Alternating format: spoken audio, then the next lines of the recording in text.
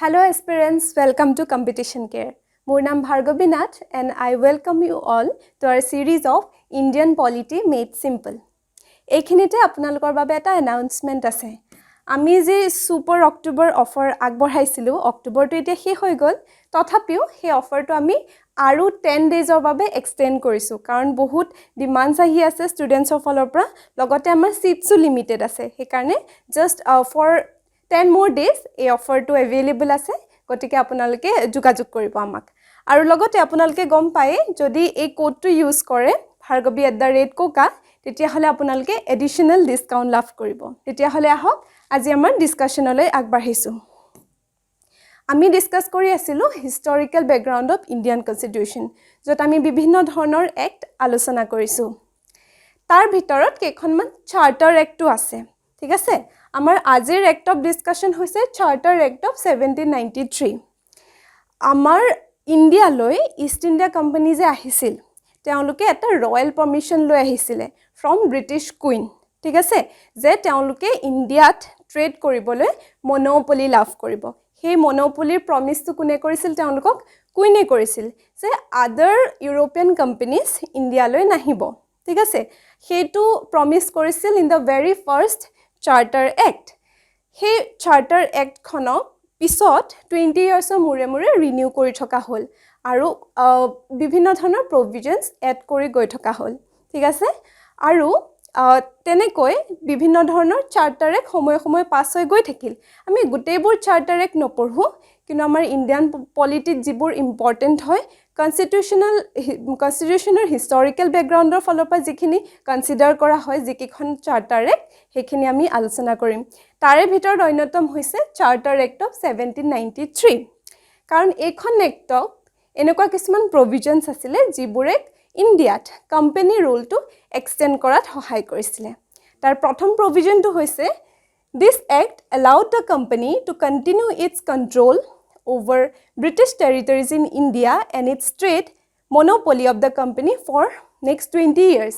As I said, যে monopoly প্ৰদান কৰিছিল আৰু আকৌ next 20 yearsৰ কাৰণে সেই monopolyটো extend কৰিলে তাৰ মানে কোম্পানী ৰুল যে চলি আছে আকৌ চলি থাকিব সেইটো এনশ্যোৰ কৰিলে এখন এক্টে ঠিক আছে then it gave the governor general more powers Governor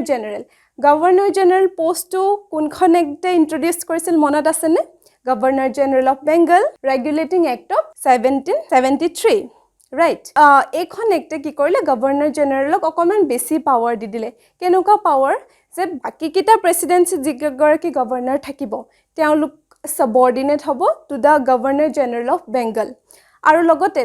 Governor General of Bengalৰ যি executive council আছিল as mentioned in the Regulating Act of 1773 তেওঁলোকে যেতে কিবা এটা ডিসিশন লয় ঠিক আছে আৰু হে এক্সিকিউটিভ কাউন্সিলৰ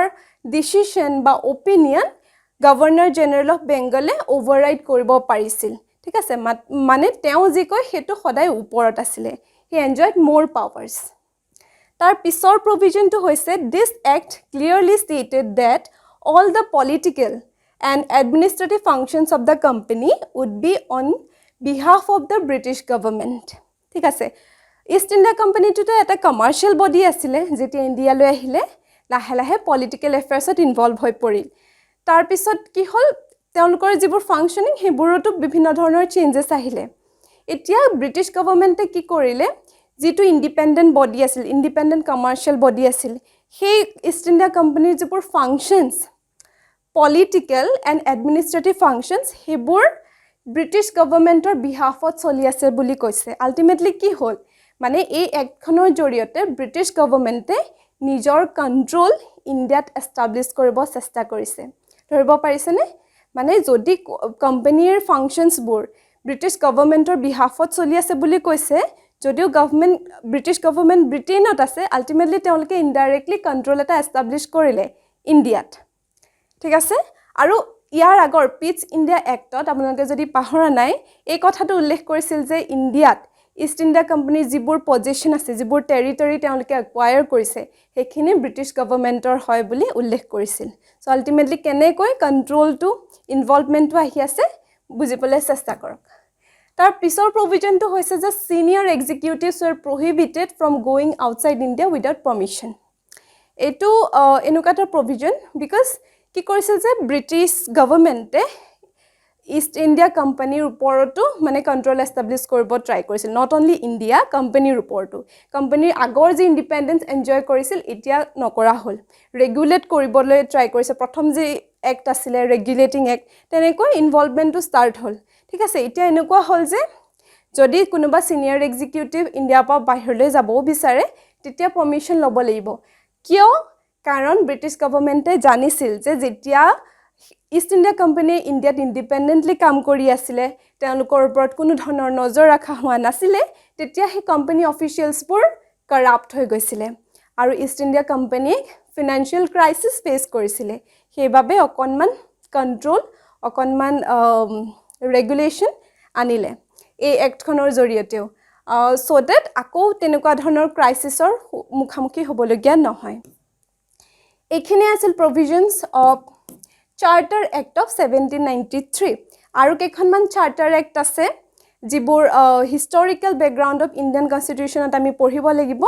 গতিকে ষ্টে টিউন চাই থাকিব কম্পিটিশ্যন কেয়াৰ থেংক ইউ